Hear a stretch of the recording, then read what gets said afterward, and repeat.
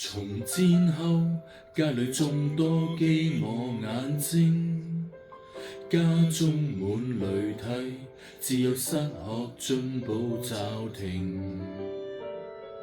憑天主的守顧，香港再沒戰亂，慈善駐我中，教區創始之景。連水都基建倍添，風景改變，籌劃電聖堂，眾多會團奉獻響應。